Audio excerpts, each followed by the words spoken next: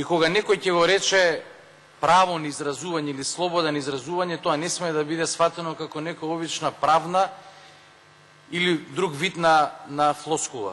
Тоа е основно човеково право, идентично на правото на живот, на достоинствен живот. И за мен оваа дебата е трагична. Многу траурна, бидејќи во 21. век, после во 2014 година, 23 години на независност на Република Македонија, ние да дебатираме за минатото, а не за сегашната или за многу најбитно за зидната ситуација во делот на медиумите. И ова што се случува за мене во изминатиот период не е изненадување. Јас дури можам да предвидам дека полоша ќе биде ситуацијата во медиумите.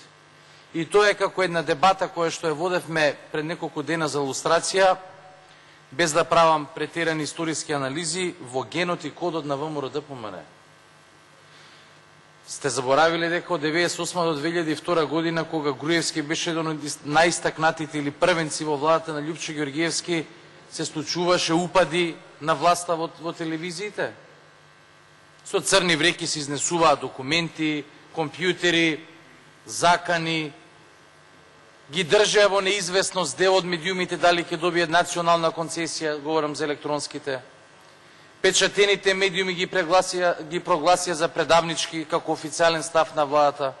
Тоа беше политика на ВМРО-ДПМН од 1998 до 2002 година. Сега таа во стилот на програмата е проширена и надградена. И ВМРО-ДПМН не го измисли тоа. Тие се добри препишувачи и уште подобри имплементатори. Тоа го измислија некои други режими во други држави, а сега се применува во Македонија. Тоа започна да се случува во Русија, во Путинова, а во најголем дел сега во Турција, откако е Тајип Ердоган во последните мандати, премиер. А во регионот, прв почна да го прави во Словенија Јанес Јанша, го надгради Иво Санадер во Хрватска, го превзема Никола Груевски во Македонија и во еден краток временски период го спроведуваше Бојко Борисов во Бугарија. Браќа по крв или по убедување. Сестрински партии, конзервативни и десничарски. Иво Санадер ја имаше таа несреќа, а хрватите имаа таа среќа што заврши во затвор, каде што други институции што Македонија ги има на хартија, не во пракса, го осудија неговиот криминал. И кога тој беше на власт. И зашто го говорам ова? Не што збори СДСМ за медиумската слобода. Ја ќе ви прочитам што кажа вчера господине министре Европскиот парламент. Вчера, не пред 10 години, вчера Комитетот за надворешна политика и Европскиот парламент констатира или жали што има влошување на ситуацијата медиумската слобода во Република Македонија. Вчера го констатира ова. Да ве подсетам дека во официјалниот извештај на Советот на Европа на 3,5 страни се говори дека во Македонија е нарушена медиумската слобода, дека има партизација на новинарите. Известителот во Советот на Европа за Македонија е конзервативец од Англија, ваша сестринска партија, не на СДСМ или на социјалдемократските партии. Тој констатира дека има заплашување и закани кон конкретни новинари. Тоа го пишува во официјален извештај и за тој извештај гласаат сите европски пратеници, не само од Европската унија, од цела Европа. Она што сакам да го кажеме, господине министре, дали е критериум од за вас како влада највисокиот успех, а тоа е високиот пристапен диалог со Европската унија, денеска никој не го споменува. Една од 4 поглавја е токму состојбата со медиумите. Дојде Филе и со Груевски констатира заедно дека не чини состојбата со медиумите. И заради тоа преговарате или навидум се правеше таа ситуација. За жал лажно. Како што лажен беше диалогот со медиумите или со медиумските здруженија. Земете го извештајот на Amnesty International, да не се повторам со колегите, огромниот, драстичен, радикален пат на листата на Репортери без граници и на Freedom House. Погледнете американскиот State Department што говори, дека нема медиумска слобода во Република Македонија. Тоа не се луѓето на СДСМ. Бидејќи ако се трне по вашата логика, дека само ние говориме една вистина, значи ние ги контролираме и американците, и европјаните, и сите невладини странски организации. Што не е така. Што не е така. И вашиот код политички е дека вие сакате да контролирате медиуми за да останувате на власт. Што е одраз на тоа? Вашата слабост. Вие не сте уверени во автентичната поддршка на граѓаните. Да ги нема медиумите и да не се сервира селективна вистина или извитоперена вистина на тацна, вие можеби би ги изгубили изборите. Затоа се за вас битни медиумите. Ја немам и нито сум направил некогаш таква работа, да се мешам во уредувачката политика на приватен медиум. Тоа е ситуација на секаде идентична во светот.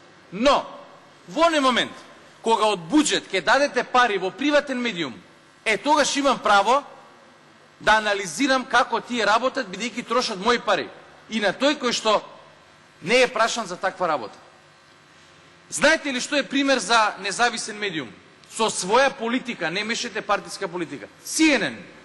Се истуривте пари давање во CNN, Груевски 3 пати снимаш интервјуа, излезе CNN да каже дека Македонија е меѓу 5 најлоши економии во светот. Затоа што CNN не може да го купат вашите 100, 200, 300 милион евра, како што тоа се прави со купување на одредени новинари во државата. Пример за независен државен медиум или јавен радиодифузер е BBC, каде што уредниците се менуваат, ако не објективно ги информираат граѓаните на Обединетото кралство. Тоа се примерите. А тоа што вие сте инвестирале пари во МРТВ, сакам да знам колку пари се инвестирани, бидејќи МРТВ е ставена во овој момент во најповластената положба во државата. Пари од буџет, директни дотации, земање на радиодифузна такса, и тоа на најбрутален начин, пари од реклами. И кога ќе инвестирате преку 30 милиони евра, како што Државниот завод за ревизија ќе констатира во МРТВ, за овој рейтинг што го имате, господине министре, од кога тоа МРТВ брка рейтинг? Јавен радиодифузер не брка рейтинг. Тој има обврска да биде објективен, непристрасен и независен. И знаете што треба МРТВ да прави? Не рейтинг да брка, него да генерира програма, играна, едукативна, документарна, што е нема, а милиони евра се дадени и испрани, како што допрва ќе се отклопчува клопчето за офшор компаниите во Панама, поврзани со една национална приватна телевизија. И немојте денес некој да читам, велат, тоа е етички проблем. Па по законот за радиодифузија и сега и по овој закон е забрането поврзаност капитална на собствениците и на управувачите. По овој закон треба да се отвори случај за оваа телевизија. И да ве подсетам дека промената на регулативата за собственоста во приватните медиуми ја направите под притисок, затоа што странците бараа. Тоа е пораз на вашата досегашна политика, а не затоа што сте ги унапредиле стандардите. Конечно, господине министре, знаете ли што е слобода на медиуми? Да кога ќе ве викне МТВ на линк директен во 4 сати, кога им е тоа таму во овој Парков тука спроти собрание, до вас седи представник на опозицијата да ги конфронтирате ставовите, да ги спротивставите. Од кога ВМРО ДПМН е на власт нема дебата, забрането е. И вие го направите тој притисок врз медиумите. А преку рекламите вие ги корумпирате и купувате на топтан, на кило. Бидејќи каде е потребна таква реклама да се смеат граѓаните? Кој со пари треба мене да ми каже да се смеам? Или ја на некој да му кажам? Или се извинувам, дали во Данска, во Бугарија или во Шведска, кај што паѓа наталитетот, данската, шведската и бугарската влада прават реклами против абортусот и за зголемување на наталитет, платени со јавни пари. И на крај, добро е што се отворија овие работи поврзани со новинарите, бидејќи јас сум најголемиот противник на колективизација. Добро е да се знае кој новинар е чесен, а кој е корумпиран и кој е тој кој што заработувал пари преку бизнес, а не преку својата основна дејност.